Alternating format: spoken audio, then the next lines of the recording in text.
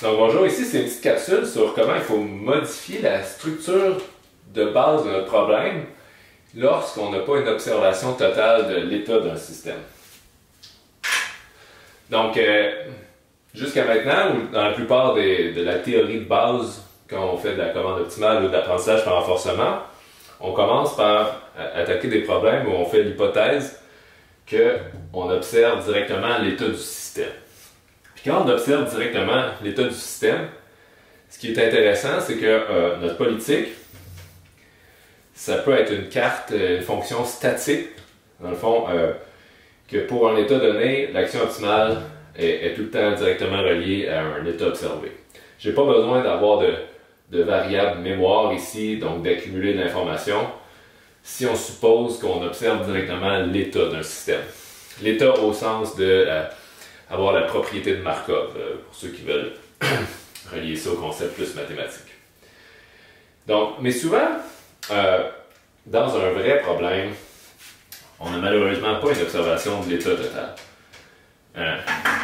On a de l'incertitude sur ce qu'on observe, ou des fois il y a des variables internes dans la dynamique de l'environnement qu'on ne peut pas avoir accès directement.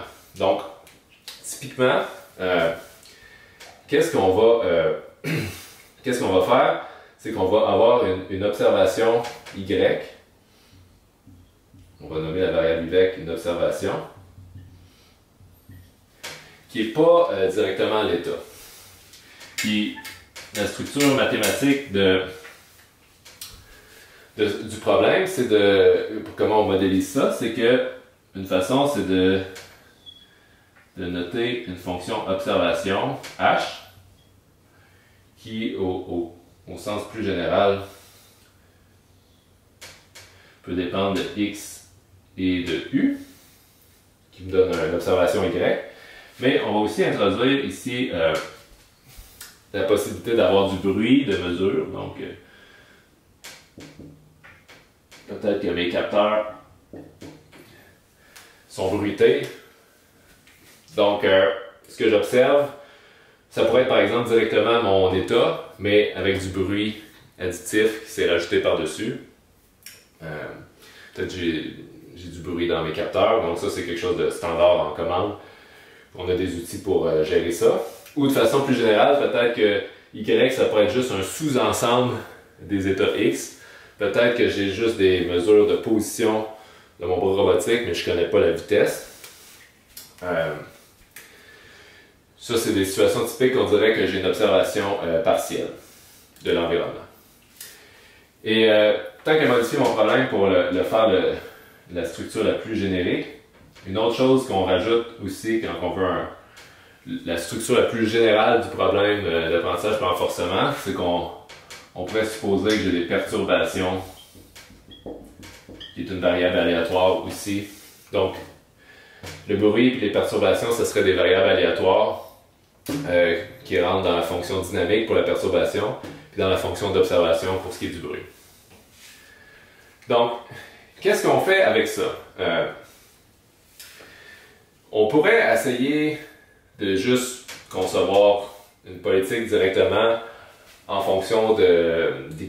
Ça peut marcher dans certaines situations, mais la structure la plus générale qu'on va modifier le problème, c'est on va avoir besoin de notion de mémoire dans l'agent. Juste un exemple simple, si je mesure juste des positions de mon bras robotique, mais je sais que pour faire quelque chose d'intelligent, il faut que j'aie l'information de vitesse aussi. Sinon, je pourrais me retrouver dans une situation où j'oscille tout le temps autour de la cible. Si je n'ai pas d'information sur le momentum ou la vitesse d'un système, peut-être que je ne peux pas agir aussi intelligemment. Puis si je fais juste mesurer les positions, ben, je pourrais calculer la différence entre deux positions qui se suivent en séquence pour estimer la vitesse. Puis je pourrais faire une fonction. Si j'ai vraiment juste un capteur de position, je pourrais quand même calculer ma vitesse puis utiliser la vitesse dans ma politique. Mais si on fait juste y passer 2 secondes, le fait de devoir accumuler 2 échantillons de position pour calculer une différence divisé par le pas de temps pour calculer une vitesse, il faut que j'aie mis en mémoire une variable. Donc, première chose qui change quand on a un problème comme ça, c'est que pour agir optimalement, souvent on va avoir besoin de variables mémoire internes. Donc, notre contrôleur optimal, notre agent optimal, va aussi avoir sa propre dynamique.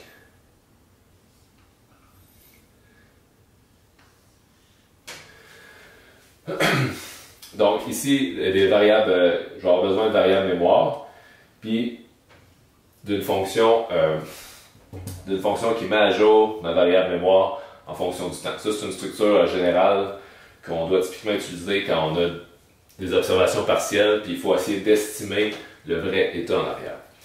Et justement, ce bloc-là, typiquement, on va l'appeler l'estimateur. Puis au sens le plus général, qu'est-ce que l'estimateur estime? Ben, on pourrait appeler ça une variable B pour un espace que je vais appeler croyance ici. Ceux qui regardent la littérature en anglais, ce serait le belief space. Qui, dans le fond, représente quoi?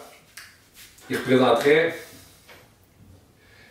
ce serait comme des variables qui caractériseraient si j'ai observé Y, c'est quoi la probabilité que le vrai état soit X. Fait que dans le fond, avant, on pouvait travailler avec des états et il n'y avait pas d'incertitude. Quand on rentre avec la notion d'estimation et d'observation partielle, il y a un concept qui arrive qui est qu'on va calculer des probabilités que l'état de l'environnement soit X, sachant un historique d'observation. Fait qu'ici, c'est typiquement pas juste Y, mais c'est toutes les observations antérieures qu'on va essayer d'utiliser pour prédire X. Puis tout ce qui vient antérieurement, ben, c'est ça qu'il faut mettre en mémoire dans une boucle dynamique comme ça. Mais ce qui est à garder en tête, c'est qu'en fonction d'une observation, on va avoir une variable intermédiaire qui pourrait être des fois, ça va être juste un X chapeau qui pourrait être la variable d'état la plus probable. Ou des fois, on va essayer de caractériser toute la distribution aussi possible avec diverses méthodes. Donc, par exemple, juste pour faire un exemple de qu'est-ce que ça fait cet estimateur-là au sens général. Supposons que ça, c'est la valeur d'X, puis ça, c'est la probabilité d'X. Admettons que mon état initial, j'assume que j'ai un a priori qui me dit voici la probabilité que de ma position à un instant donné soit là. Supposons que j'ai une observation de X mais qui est bruitée. Mettons, j'observe X égale Y. Mais je sais que la valeur que j'ai obtenue est bruitée. Ben, qu'est-ce que je vais faire? Ben, c'est là qu'il faut utiliser de l'information supplémentaire. Si j'ai une idée de la distribution du bruit, mettons que je sais que mon bruit est vraiment minime, il n'y a pas beaucoup de bruit, ben, je mettrai à jour ma probabilité, ma distribution de où je pense que je me trouve. J'aurai une autre confiance que, vu que j'ai observé X égale Y, si mon capteur n'est pas beaucoup bruité, je serais presque sûr que je sais il est où X. Ou si je suppose qu'il y a un peu de bruit, peut-être j'ai un petit peu d'incertitude. Versus si mon système d'observation est vraiment pas bon, ben peut-être que je vais faire une mise à jour de ma croyance de où je pense que je peux me trouver par un espèce d'intermédiaire. J'ai comme par rapport à où je pensais me trouver avant, je le décale un peu vers mon observation, mais je la crois pas à 100% cette observation-là. Fait que mettre ça en œuvre de façon exacte pour un problème générique, c'est souvent intractable. Ça prendrait beaucoup de calculs qui est généralement intractable, sauf pour des systèmes ultra simples. On a des solutions exactes juste dans un cas très particulier qui est en commande optimale, ce qu'on appelle le contrôleur LQG. Fait que Si mes fonctions f et h sont linéaires, si ma fonction coût, qui n'est pas illustrée ici, mais la même fonction coût cumulatif est quadratique,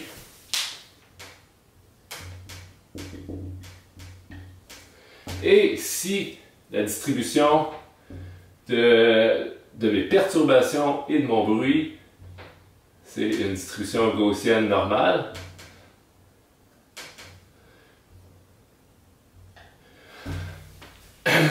dans ce cas très structuré, très précis-là, on a une solution optimale que mon estimateur, c'est ce qu'on appelle un filtre de Kalman. Puis ma politique, c'est une matrice de gain linéaire. Donc ça, c'est un cas particulier où mathématiquement, on a une solution optimale. On sait exactement comment concevoir le meilleur estimateur combiné avec la meilleure politique pour agir de façon optimale.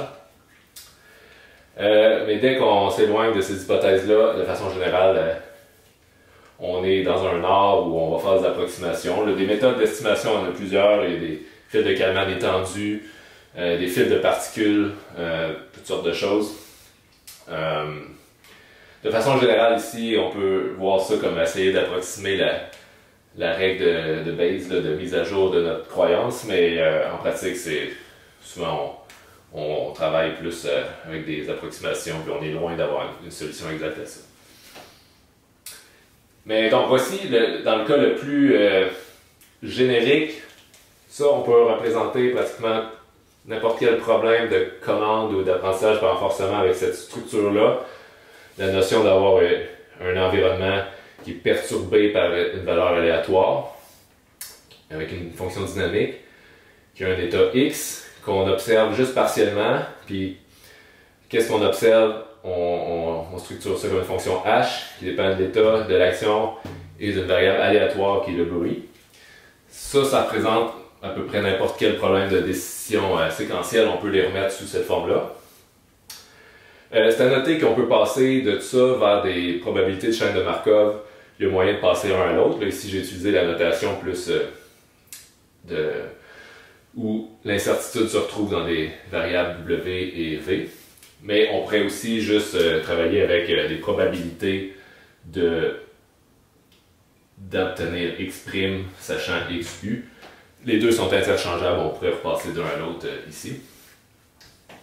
Et deuxième partie, la chose à retenir, c'est que quand on a une structure comme ça d'observation partielle, ce qui est important de garder en tête, c'est que on perd la propriété qui nous garantit que agir optimalement, c'est une fonction statique entre observer l'état pour décider d'une action. Il faut introduire des variables mémoire, puis un concept d'estimateur vient souvent en jeu dans notre solution pour estimer un état en fonction d'observation. Donc voilà.